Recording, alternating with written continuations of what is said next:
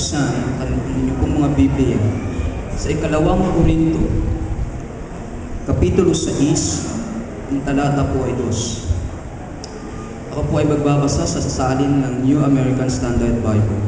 Ito po ang pagkakasabi. For he says, at the acceptable time I listened to you, and on the day of salvation I helped you. Behold, now is the acceptable time. Behold, now is the day of salvation.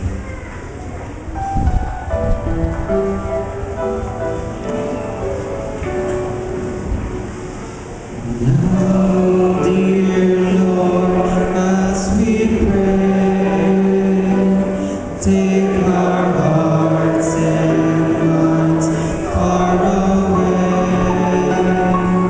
from the press of Lord all around to your throne where grace does abound.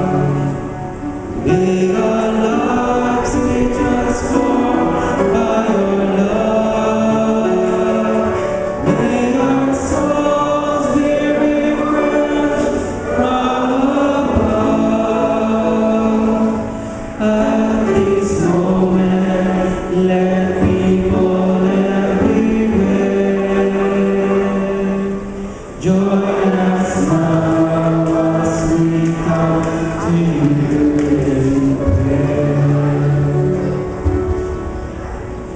Dakila po namin Panginoon, kami po'y lubos na nagpapasalamat sa iyong walang hanggang pag-ibig sa amin, kahit sa kabila ng aming pagiging kasalanan. Panginoon, sa pagsisimula po ng aming pagsamba at pagpuri sa inyo, sa tanghali pong ito, ay amin pong inaalay ang aming mga buhay, kung sa ganun Panginoon, ang aming pong gagawing pagsamba ay aming karapat-dapat at katanggap-tanggap sa iyong pong harapan. Dakilang Diyos, aming Panginoon, na nawa po kami po'y patubayan ng Santong Espiritu. Nawa ang kanyang presensya ay bumailang lang sa aming kalagitnaan sa mga panahon ito. Ang sa ganun po, dakilang Diyos ay aming maranasan ang kalagayahan na kayo po'y kapiling namin sa oras po ng pagsambay.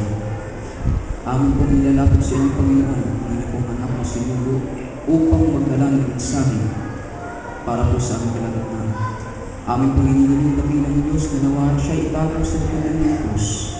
Ang sa ganun po, Panginoon, ang kanyang pong mga sasabihin na hindi po magagaling sa kanyang sariling pananaw, kung hindi po mula po sa sitas ng Biblia, sapagkat kayo po ang nagsasagot sa tulong po niyo. Aming pong nilalapit dakilang Diyos na kaming ibig, na nawa pong yakapin ng banal na Espiritu ang aming mga kaisipan, nang sa ganun aming pong maunawaan ang mga dakilang bagay na inyong pagpapamahal sa amin sa mga ginagawa sa iyo. Aming pong tinataas, Panginoon, ang inyong pong pangalan sa mga oras po ito, na nawa po ang aming pong gagawing pagsamba ay maging masaya at ang sa ganun po, Panginoon, ito ay makapagpalakas sa aming pananampalataya. Patawarin ko,